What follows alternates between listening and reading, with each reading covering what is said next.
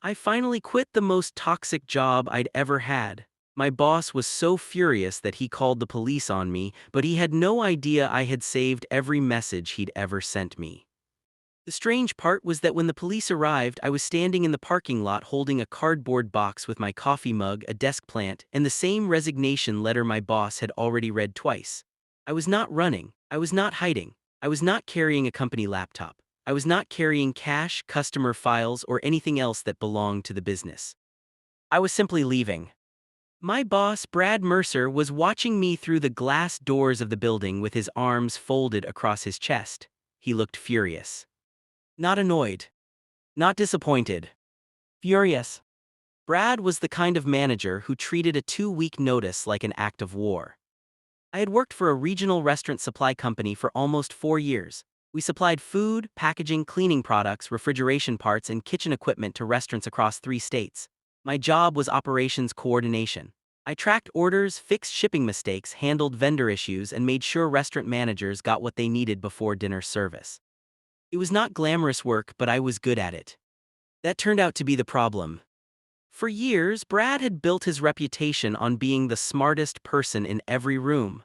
He loved saying things like, "If I have to check your work, why am I paying you?" He also loved taking credit. When a major client renewed for another 3 years because I had solved a delivery problem at 2 in the morning, Brad told the regional director that his leadership had saved the account. When a warehouse system crashed and I rebuilt the shipment schedule manually before sunrise, Brad told everyone I had simply followed his plan. When a new restaurant chain placed its first order with us, I created a process that reduced order errors by almost half. Brad presented the process to the vice president. He called it his improvement. I said nothing. That was how I survived Brad. I documented everything. Every instruction. Every change. Every promise. Every time he told me to do something different from what company policy required. At first I did it because I wanted to protect myself. Later I realized I was building something much bigger. I just did not know what it was yet. The trouble started when Brad decided he wanted to cut labor costs before the end of the quarter. He gathered our whole operations team on a Monday morning and announced a new rule. No one was allowed to work after 5 p.m. Not 5:01. Not 5:15. Not even 5:05. At exactly 5, everyone had to clock out and leave. He said overtime was destroying his budget and making our department look inefficient. One of the senior coordinators raised her hand and asked what we were supposed to do with urgent orders that came in late. Brad smiled. "You do them tomorrow." She asked what happened when a restaurant had a delivery scheduled for the next morning. Brad shrugged. "They can wait." I stared at him. That same week we had 3 customers who ordered emergency replacement parts for refrigeration systems. If the parts did not leave that day, those restaurants would lose inventory overnight. I told Brad the situation was dangerous. He looked at me and said, "You seem to have a hard time understanding simple instructions." Then he pointed at the clock. 5 p.m. Go home. So I did. The next morning, one of those restaurants had to shut down part of its kitchen. The owner called furious. Brad blamed the shipping team. The shipping team blamed operations. Operations blamed the new 5 p.m. rule. Brad blamed everyone except himself. I emailed him a summary of the missed orders and asked whether he wanted us to change the process. His reply was simple. "Do not ask me questions, follow the 5 p.m. policy exactly." I saved that message. 2 days later, Brad introduced another rule. From that point forward, all instructions had to be followed exactly as written. Employees were not allowed to use judgment unless the written policy specifically allowed it. He said it was for consistency. I believed him. So I followed it. Exactly. A restaurant manager called at 4:58 p.m. asking us to rush a replacement freezer motor to his location. I checked the policy. Urgent shipments were allowed if the operations manager approved them. Brad was the operations manager. I sent him the required approval request. He did not answer before 5. At 5 I logged out. The restaurant was closed the next day because the motor did not ship. Brad called me into his office. He slammed the email thread onto his desk. Why did you not send it? I looked at the screen. Because you did not approve it before 5. He stared at me. You should have known this was urgent. I reminded him that he had instructed everyone to follow written policy exactly and had specifically forbidden us from using personal judgment. He leaned back. You are becoming difficult. I said nothing. He told me to go back to my desk. That became the pattern. Every ridiculous rule Brad created eventually hurt the company. Then he blamed the employees for following it. The worst part was that he became more aggressive every time I pointed to his own instructions. He started sending messages late at night. Do not process this shipment. Do not contact this customer. Do not approve this refund. Do not correct this vendor invoice. Do not tell finance about this discrepancy yet. Some of the messages were harmless. Others were not. One afternoon, I found a vendor invoice that was almost $19,000 higher than the agreed amount. I flagged it. Brad told me to release it anyway. I asked why. He replied, do not dig into things outside your job description. I saved that too. A week later, a customer complained that they had been charged twice for the same emergency shipment. I traced the issue to a manual adjustment. Brad had made the adjustment. He told me to reverse the customer complaint in the system without mentioning the duplicate charge. I asked whether he wanted accounting informed. He said no. Then he wrote something that made me stop. Just make the numbers look right. I stared at the screen for a long time. Then I closed the message. I did not alter anything. Instead, I documented the discrepancy and sent finance the standard exception report required by company policy. Brad found out. He called me into his office. You went over my head. I said the policy requires finance to receive exception reports. He leaned forward. I am your boss. I said I know. He tapped the desk. Then act like it. That evening I went home and realized I was done. I had been telling myself for months that I could handle Brad until something better came along. But that night I understood that staying was not patience. It was permission. The next morning I updated my resume. 3 weeks later, I got an offer from another company. Better salary. Better schedule. Better manager. Most importantly, a workplace where people seemed to understand that employees were human beings. I accepted. Then I waited. I knew quitting would trigger Brad. I wanted everything clean. So I reviewed the employee handbook. The resignation policy required 2 weeks written notice. Company property had to be returned by the final day. All company communications had to remain available for audit. Personal devices could not be used to store customer information. So I did exactly what the policy said. I gave written notice. I returned company property. I removed customer information from my personal device. And I preserved the communications I personally needed to document workplace instructions and protect myself. I did not take databases. I did not take customer lists. I did not take company files. I saved screenshots of messages sent directly to me.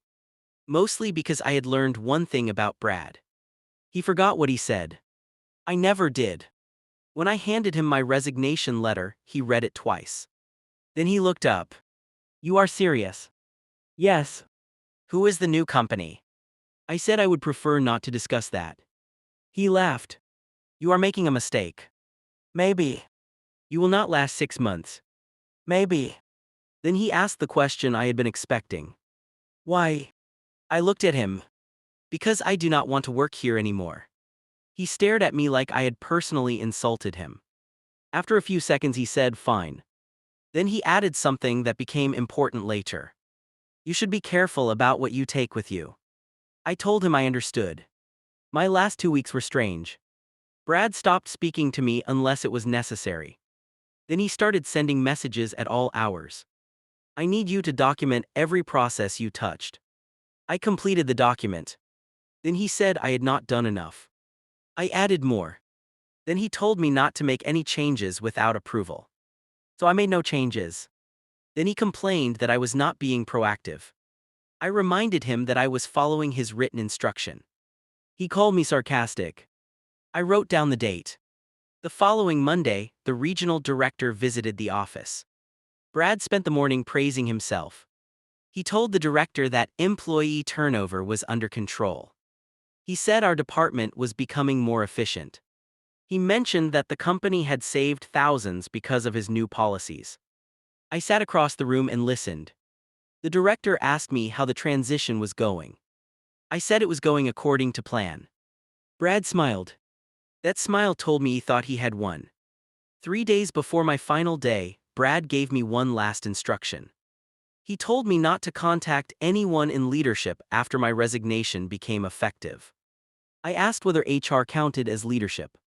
He said yes. I asked whether that included the regional director. Yes. I saved the message.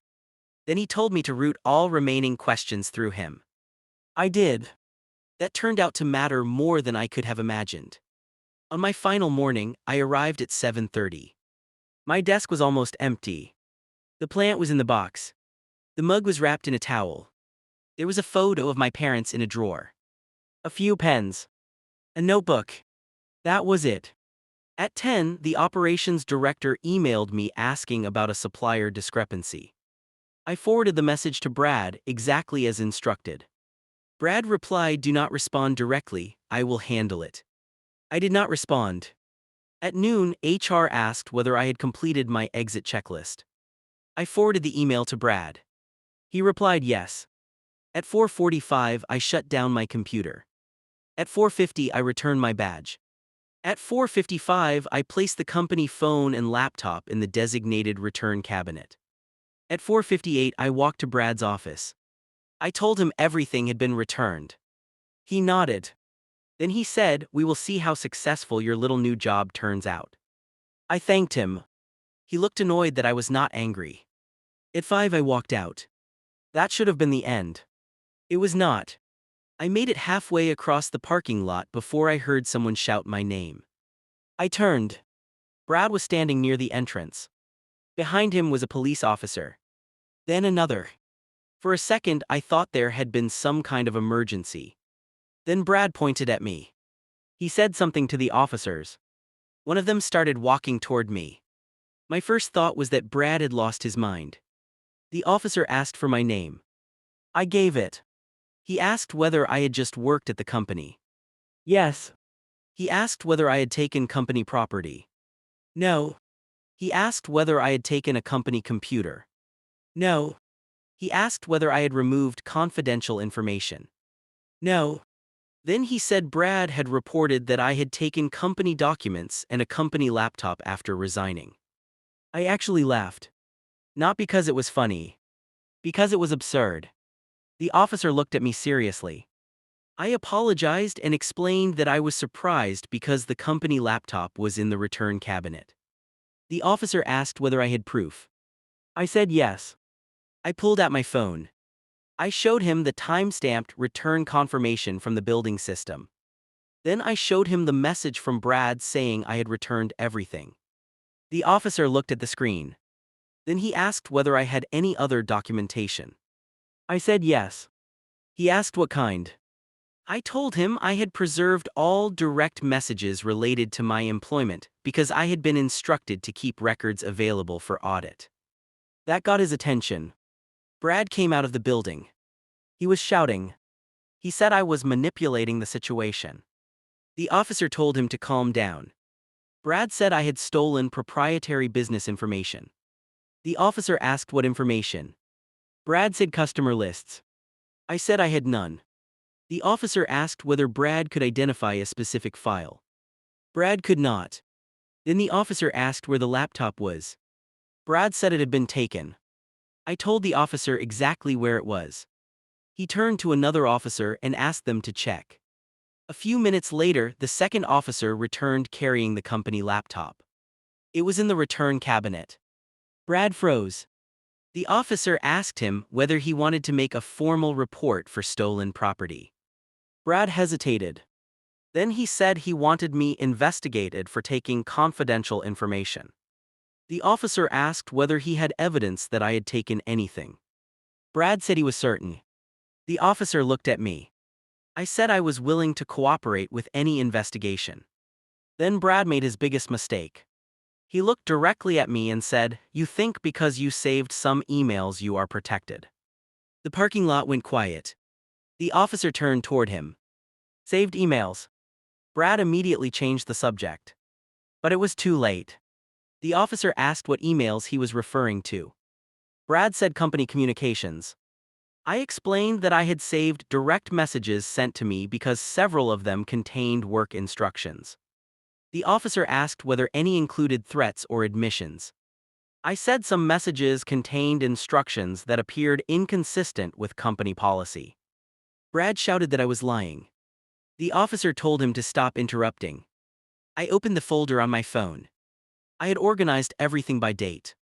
I showed the message where Brad told me not to tell finance about the invoice discrepancy. Then the message where he told me to make the numbers look right. Then the message where he instructed me to follow policy exactly and not use judgment. Then the message where he told me not to contact leadership after resigning. The officer did not say much. He simply looked at Brad. Brad's face changed. He was no longer angry. He looked worried. The officers eventually told me I was free to leave.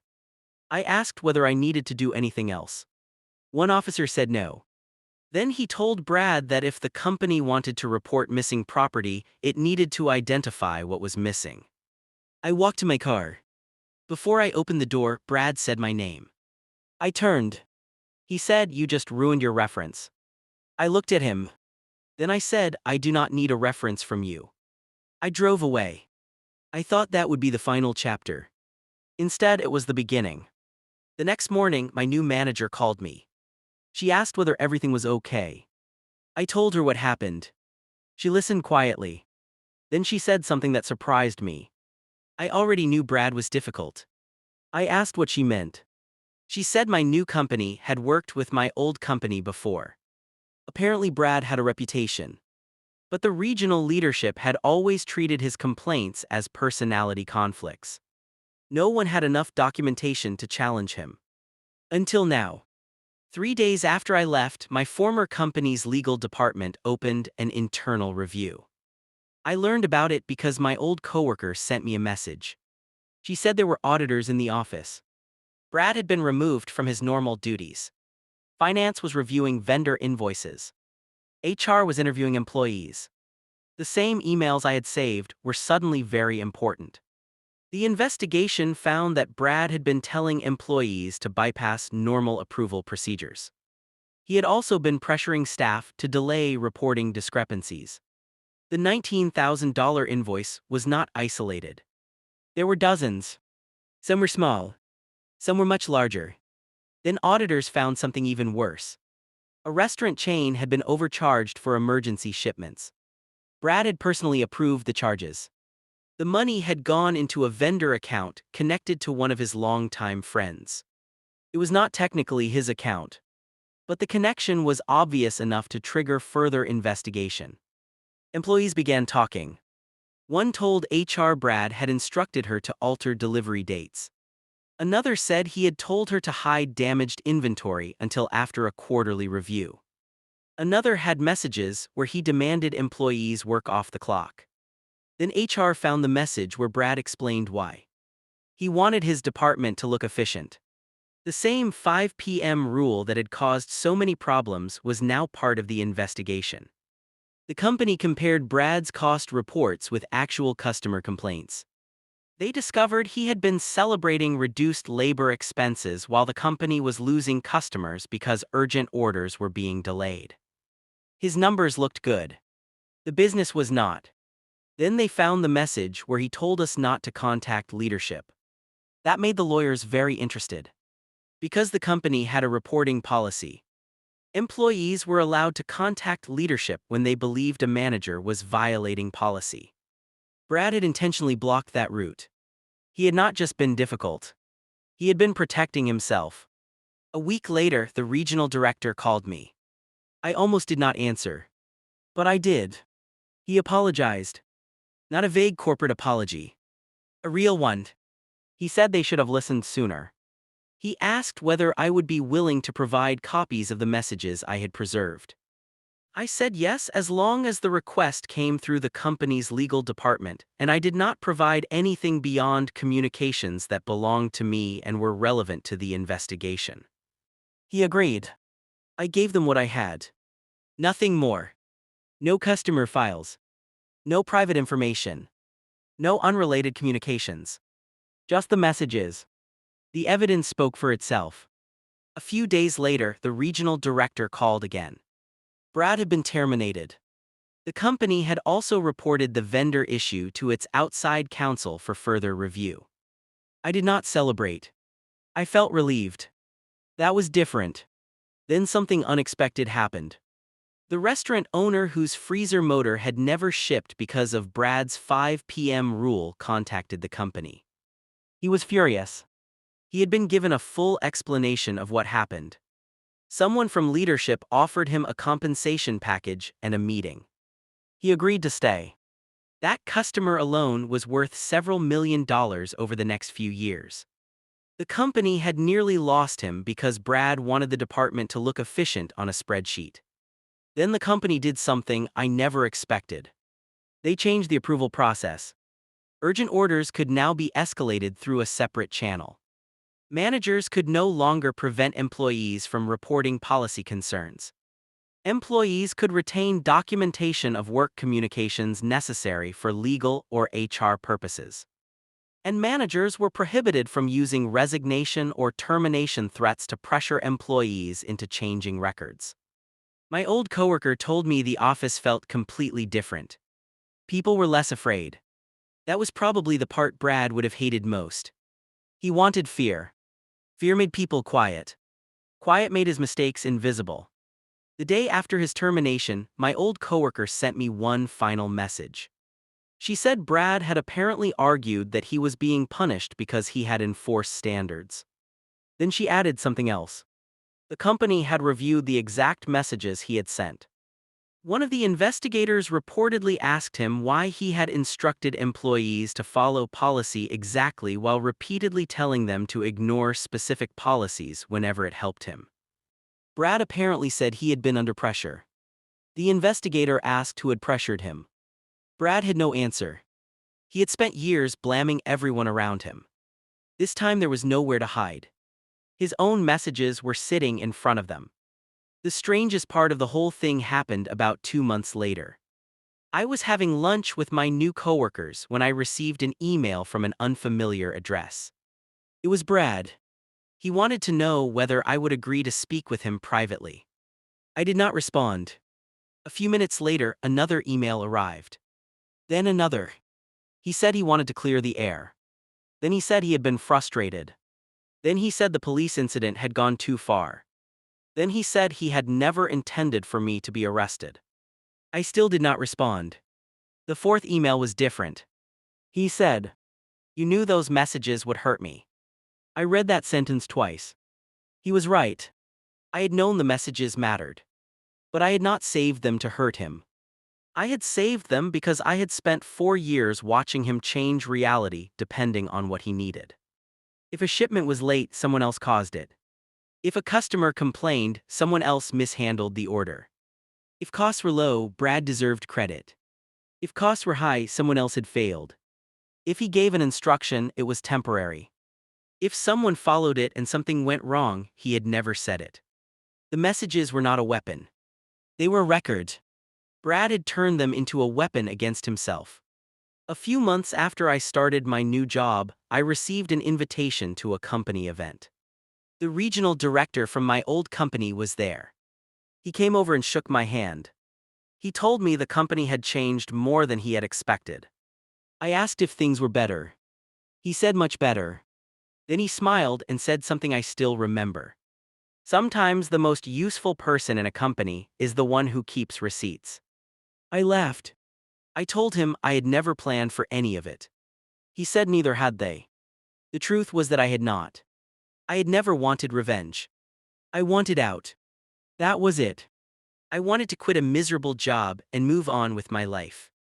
Brad was the one who turned a resignation into a police report.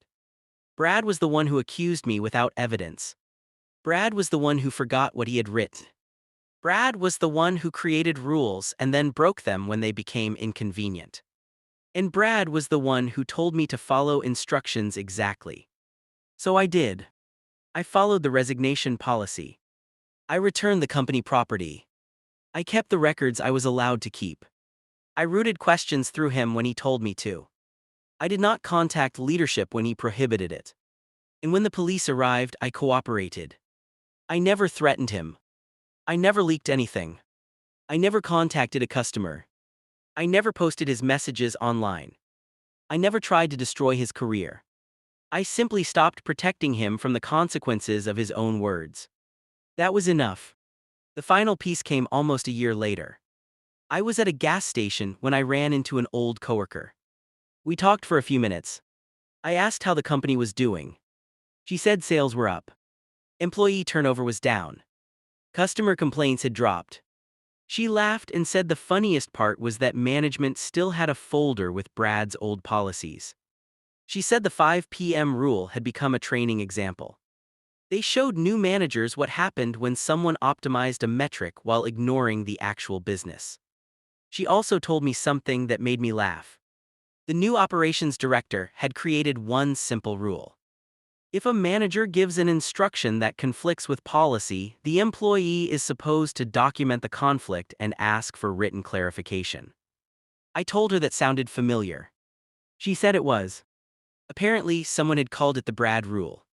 I almost choked on my coffee. I had spent 4 years wanting nothing more than to stop hearing that man's name. Now his name was being used as a warning. Not because I exposed him publicly. Not because I tried to destroy him. Not because I fought him. Because he did it himself.